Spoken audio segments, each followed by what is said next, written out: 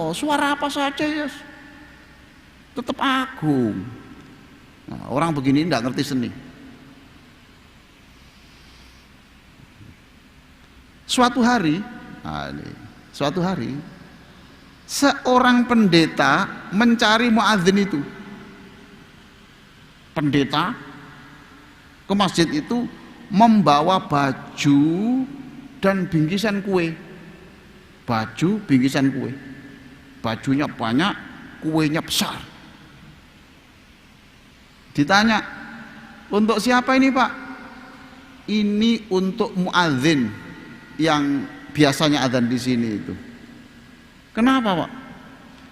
Itulah muadzin yang mendamaikan hatiku, membuat hidupku senang tuh muadzin itu. Padahal tadi suaranya apa? Hah? Jelek toh? Cengkuknya itu Pak, pitch controlnya itu jelek. Jelek. Itu muadzin yang membuat hatiku damai, senang. Orang-orang di masjid itu takmir-takmir mengatakan, apa benar tuh Pak? Suara sejelek itu membuat Bapak damai. Bapak sendiri kan mendengar ini kan kaget toh. Wong suara gitu kan membuat damai. Dia menjawab, iya, putri saya pamit akan masuk Islam, membuat saya sedih saya. Sedih. Sejak dia mengatakan masuk Islam itu saya sedih. Lah, hari ini anak saya itu membatalkan niatnya masuk Islam karena mendengar suara muadzin yang jelek tadi itu. Kok orang Islam kok begitu enggak enak di telinga gitu ya. Sudah enggak jadi masuk Islam. Pendeta tadi, terima kasih. Kalau begitu muadzin di situ dirawat di masjid ini supaya lebih banyak orang enggak masuk Islam. Itu keindahan itu di situ.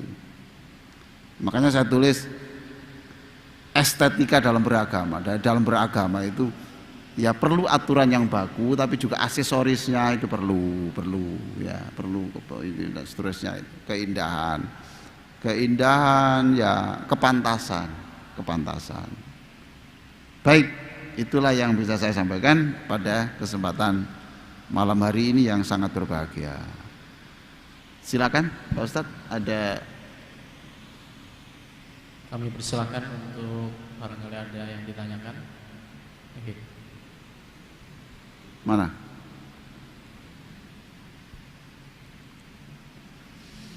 Monggo Bapak. Alhamdulillahirabbil alamin. Bismillahirrahmanirrahim. Assalamualaikum warahmatullahi wabarakatuh. Waalaikumsalam. Namanya siapa Bapak? Saya Farid. Siapa? Farid dari Sidoarjo. Iya Pak Jadi, Farid. Begini Kiai, berhubungan dengan estetika dalam beragama, saya itu sering merasakan dilema ketika harus tampil bagus saya mesti berpikir antara asas manfaat dan keindahan ini mana yang harus didahulukan, asas manfaat dan asas keindahan. Karena terus terang saya sendiri juga ketika menggunakan pakaian yang agak sedikit bagus gitu, dalam hati itu ada sedikit kekhawatiran untuk merasa wah baju saya bagus gitu. Iya. Ketika memilih, saya kan sarung ya. Ketika mau beli sarung BAS itu saya takut sombong. Jadi itu ya. Jadi bagaimana cara kita untuk memanage hati antara kita menerapkan estetika dalam beragama ini. Oke. Dalam kehidupan Bapak. Terima kasih. Assalamualaikum warahmatullahi wabarakatuh. Bapak persis dengan saya ya. Bapak persis dengan saya. Persis dengan pikiran saya gitu ya. Artinya kita membayangkan menggunakan pakaian yang mahal, sebelahnya orang tidak bisa makan, itu kan gimana ya Pak ya. Tinggal menata niat Pak ya. Mohon maaf, indah tidak harus mahal. Bapak kalau punya sarung BHS tidak dipakai, kasihkan takmir masjid. Bapak beli yang, loh iya bener. Bapak beli yang bagus tapi tidak merek itu, ya Pak ya. tidak merek itu tidak apa-apa toh. Itu sana bismillahirrahmanirrahim dapat pahala 2. Andai kan Bapak menggunakan itu, Bapak niati saja, niati ya Allah, saya ingin menunjukkan orang bahwa sekarang saya sudah dapat nikmat yang besar, saya tunjukkan bahwa saya tidak miskin lagi. Saya nggak mau dikasihani, gitu ya. Maka dalilnya wa amma bi ni'mati rabbika fahaddits. Itu. Bapak sudah punya buku saya, Terapi Sholat Bahagia, punya? Enggak punya. Saya kasih, Pak ya. Kasih. Oh, kok enggak ada, Pak? Ini aja ya. Ini aja. Buku pasangan berbintang ini aja. Bapak nanti supaya lebih punya seni. Punya seni menghadapi istri yang titik-titik, ya. Ya, monggo. Nggih, monggo. Itu namanya buku pasangan berbintang. Untuk bagaimana suami yang baik, caranya istri yang baik. Monggo, sudah. Jadi itu tergantung niatnya, Pak ya. Tergantung niatnya. Pokoknya kalau sudah Bapak terselip niat sombong, maka tidak boleh. Tapi kalau diniati supaya saya tidak menjadi orang yang dikasihani. Kalau saya pakaian yang jelek-jelek terus nanti dianggap saya nggak punya, terus orang ngasih duit saya, wah saya nggak mau lah, itu ditolak gimana? Wa amma bi ni'mati rabbika fahaddits. Adapun nikmat Allah yang sudah diberikan kepadamu, umumkan, deklarasikan, tidak dengan kata-kata, tapi dengan itu, ya Pak ya. Itu. Bapak kalau nggak mau bangun rumah yang bagus, nggak apa-apa ya, jangan jelek-jelek amat lah gitu. Terus dana yang lebih itu kasihkan janda-janda, ya. Itu mantap, itu bagus, sudah solusinya Pak ya. Oke, yang lain silakan. Kami persilakan. Itulah, gitu Pak. Oh. Alhamdulillahirabbil alamin. Allahumma shalli ala Muhammad. Namanya siapa Pak? Ya. Bismillahirrahmanirrahim. Assalamualaikum warahmatullahi wabarakatuh. Salam. Ya, Pak. Namanya siapa Pak? Oh ya. Nama saya Ahmad. Rahmat dari Jambangan. Jambangan. Nggih. Nah, tadi cukup menarik materinya Pak Kiai dan memberikan beberapa contoh bacaan Al-Quran yang berlagu atau bernada. Nah, kaitan dengan estetika lagu itu, kalau boleh diizinkan ditarik ke yang diiringi dengan sebuah alat, katakanlah musik. Nah, ini justru kadang-kadang musik itu juga menambah keindahan dari liriknya atau lagunya, aransemennya itu dan sebagainya. Cuma kadang-kadang agak kabur antara musik yang dibolehkan atau musik yang apa ya, katakanlah dilarang atau bagaimana. Itu bagaimana kita cara ininya, Kiai? Iyalah, sekarang dilihat aja Pak, musik itu nanti merusak kekhidmatan apa enggak, gitu Pak. Musik itu merusak kenikmatan apa enggak? Saya pribadi Pak ya, saya dulu pernah mengadakan training sholat ini untuk kelompoknya Bimbo ya, di Jakarta ya. Dia cerita soal bagaimana ketika menyusun lagu itu ya. Bahkan dia waktu menyusun itu dia cerita sama saya, itu didatangi Nabi Isa alaihissalam karena bicara waktu itu. Kemudian dia untuk menyusun lagu itu Tuhan itu lama sekali Pak, sampai dicocokkan musiknya. Dan Bapak tahu toh banyak orang yang hanyut karena seperti itu, berarti baik, gitu aja Pak ya, baik begitu. Ada lagu yang Umay Rama itu pernah cerita saya itu, ada orang yang durhaka sama ibunya ya itu, dan itu tidak satu. Ya, itulah apa lagunya Umay Rama Pak yang ibu itu? Keramat. Apa? Yang lagunya harus menghormati ibu itu. Nah itu. Judulnya Keramat. Apa? Keramat. Nah itu Pak. Itu menurut Umay Rama itu saya itu tidak tahu Pak. Itu sampai sekarang itu banyak orang-orang yang asalnya durhaka kepada orang tak mendengarkan itu kemudian mencium ngelamuti ibu jarinya ibunya itu begitu. Nah berarti itu kan baik Pak, gitu aja lah gitu ya. Jadi yang mana menambah kebaikan itu. Terus ini seperti lagu ya. Wa kafful Mustafa kal wardi nadi wa itruhu yabqa idza massat ayadi. Itu kan wa kafful Mustafa kal wardi nadi. Ini apa ini? Telapak tangan Nabi itu indahnya seperti bunga mawar.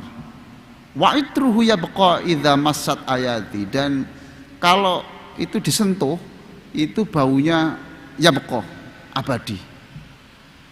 Terus ada musiknya sedikit-sedikit. Itu kan kayak Nabi. Wa amma nawaluha kullal ibadi habibullahi ya khairal baraya. Itu jadi mungkin subjektif Pak ya, mungkin ya Pak ya. Jadi cari aja, kalau memang lagu itu kira-kira merusak hati Bapak ya jangan.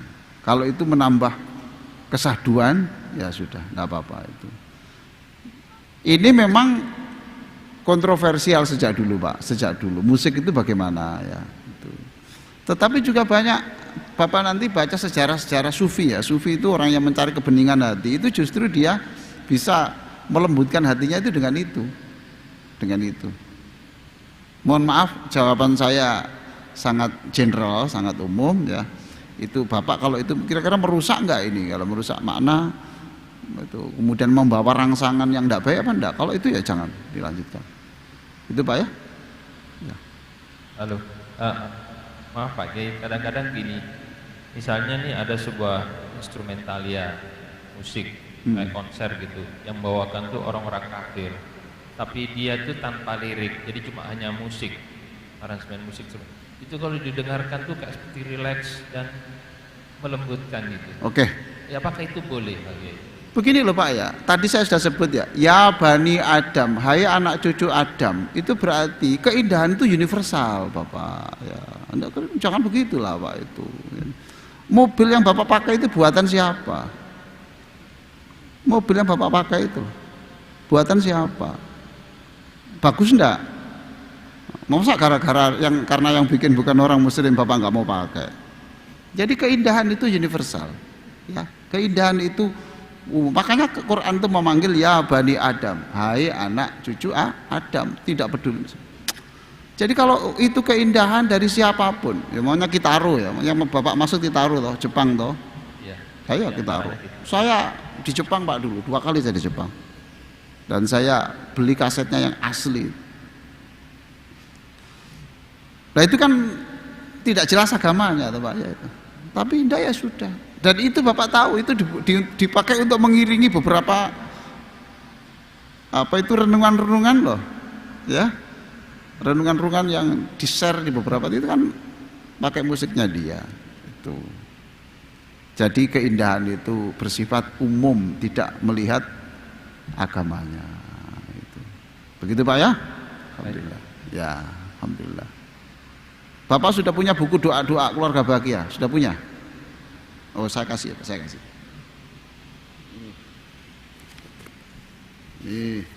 Nah ini, belum punya ini. Oh ya, monggo dibaca. Pak Arif dibaca ya, Pak Farid dibaca ya. Nggih, monggo. Nanti dibaca juga. Nggih. Ada lagi silakan.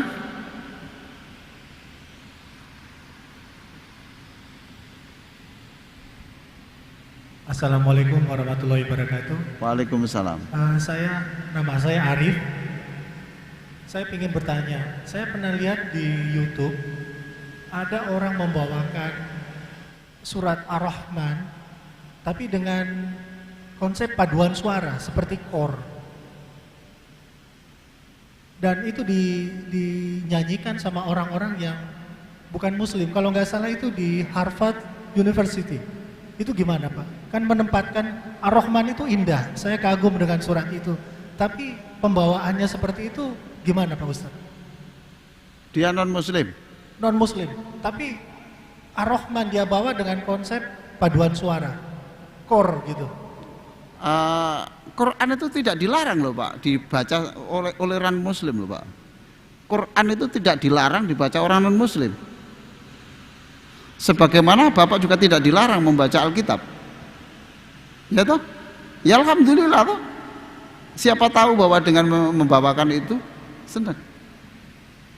Ya kan itu. Ya, senang memang Ar-Rahman 'allamal Qur'an. Kita tidak menduga kalau itu juga memiliki daya tarik seperti itu, tidak menduga. Ya toh Pak ya. Yang wajib tutup aurat kan orang Islam, ya toh? Nah, dia bukan orang non muslim. Ya sudah, kita doakan, bangga kita, tidak apa-apa.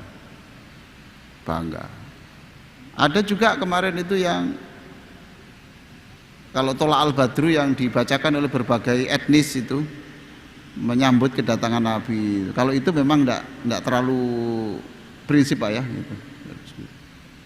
Jadi sejauh yang saya tahu tidak ada Pak larangan orang Quran dilarang dibaca oleh orang muslim, itu tidak ada Pak. Tidak ada. Ya alhamdulillah, mudah-mudahan nanti ada gereja-gereja yang lain yang membaca juga gitu, Pak ya. Alhamdulillah. Bapak doakan yang membaca itu ketika melaksanakan subhanallah, mudah-mudahan ada 1-2 huruf yang dibaca itu yang bisa menyentuh kalbunya dan dia bisa bersimpuh di hadapanmu yang Ar-Rahman gitu, yang batu. Saya kira begitu Bapak-bapak dan Ibu sekalian yang sangat saya hormati. Malam ini tidak ada dari Ibu yang bertanya ya. Itu kita tunggu-tunggu tadi. Sudah saya sediakan bukunya loh, tapi nggak ada ya sudah. Ya. Baik, saya kira begitu. Mudah-mudahan manfaat. Allahumma sholli ala sayyidina Muhammadin wa ala alihi washabbihi ajma'in. Walhamdulillahirabbil alamin. Rabbana atina fid dunya hasanah wa fil akhirati hasanah wa qina adzabannar. Walhamdulillahirabbil alamin. Wassalamualaikum warahmatullahi wabarakatuh.